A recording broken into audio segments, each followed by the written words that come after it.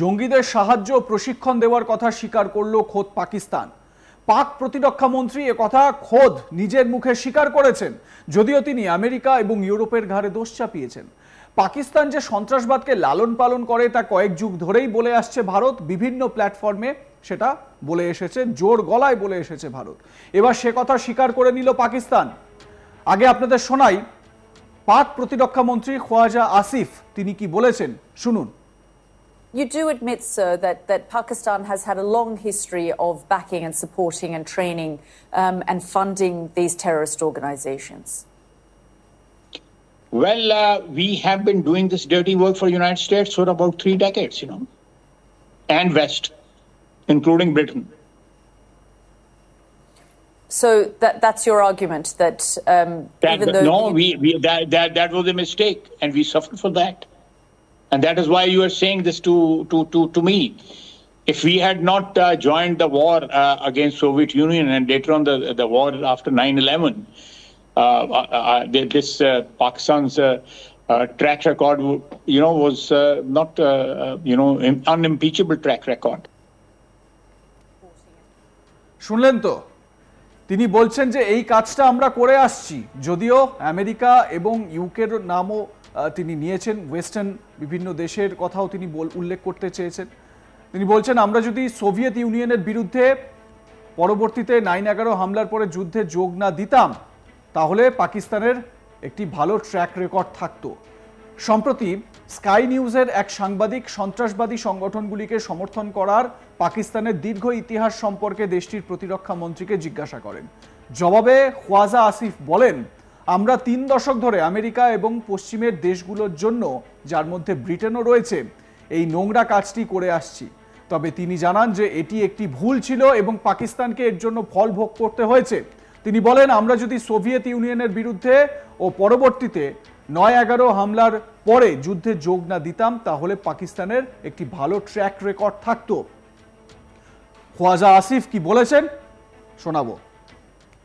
You do admit, sir, that Pakistan has had a long history of backing and supporting and training and funding these terrorist organizations. Well, we have been doing this dirty work for the United States for about 3 decades, and West, including Britain. So that's your argument that even though that was a mistake, and we suffered for that. And that is why you are saying this to me. If we had not joined the war against Soviet Union and later on the war after 9/11, this Pakistan's track record, was not, unimpeachable track record.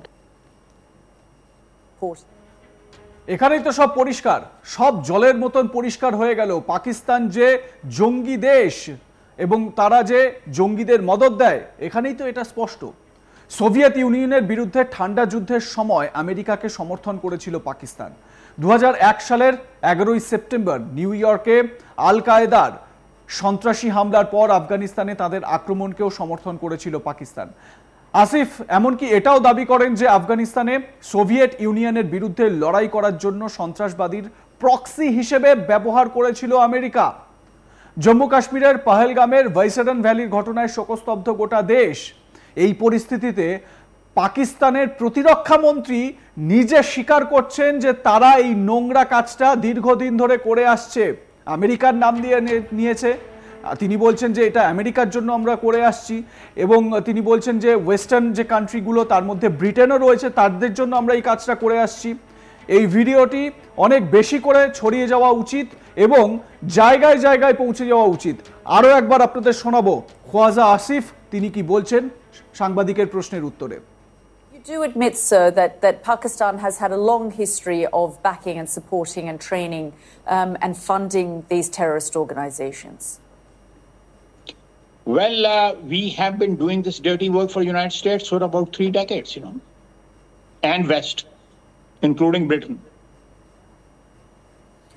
So that's your argument that even though that was a mistake, and we suffered for that. And that is why you are saying this to me.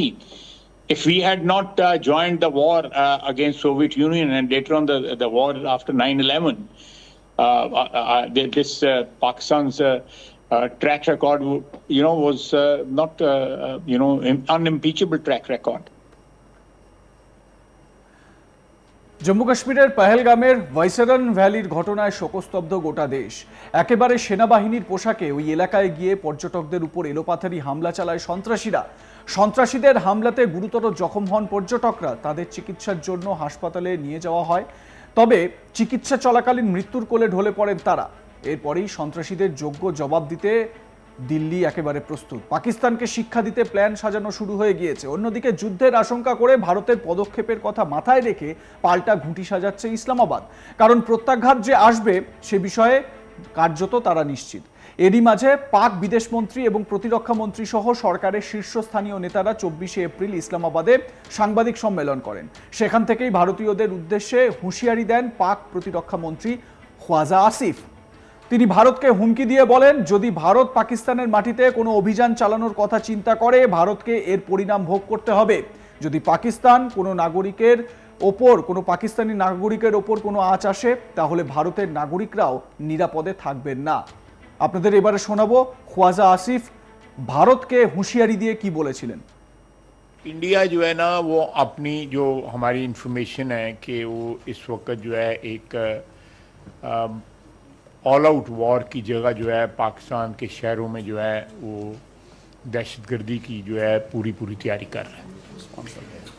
और उस terrorist जो terrorism की जो wave है, मैं आप लोगों की वसातत से बताना चाहता हूँ कि हम उसके लिए पूरा तैयार हैं। और ये टिट फॉर टैट होगा। अगर हमारे शहरों में हमारे सिटीजन्स जो हैं वो महफूज ना हुए, अगर उन पे अटैक हुआ तो ये इंडिया के सिटीजन भी जो है महफूज नहीं रहेंगे। बिल्कुल। ये अगर एक भी हमारा सिटीजन जो है, हमें ये साबित हुआ कि वो इंडियन परपेट्रेटेड या इंडियन ऑर्केस्ट्रेटेड अटैक में कोई शहीद हुआ है, तो वी विल मेक देम पे थ्रू देयर नोजेस इंडियंस को जो है। এই যে হুঁশিয়ারিটা তিনি দিচ্ছেন খ্বাজা আসিফ, তাদের মদতপুষ্ট এই সন্ত্রাসীরা তারা তো হামলা চালালো, নিরীহ ভারতীয় নাগরিকদের তো হত্যা করলো। এবার প্রত্যাঘাতের সময়। আর এটা বুঝতে পেরে একেবারে থরহরিকম্প পাকিস্তানের মন্ত্রীদের। তারা কি বলবেন, তারা কি করবেন বুঝে উঠতে পারছেন না। মন্ত্রীরা মিলে তারা বসে পড়লেন সাংবাদিক সম্মেলনে। ভারতের যে এই হুঁশিয়ারি, বিশেষত প্রধানমন্ত্রী নরেন্দ্র মোদীর যে হুঁশিয়ারি, সেই হুঁশিয়ারির পর তারা একেবারে থমকে গিয়েছে। প্রত্যাঘাত তো একটা হবেই, কি হবে তার অপেক্ষায় রইলাম আমরা। আপনারাও দেখতে থাকুন আজ তাক বাংলা, সাবস্ক্রাইব করুন ইউটিউব চ্যানেলটি, বেল আইকন প্রেস করুন নোটিফিকেশন পেতে।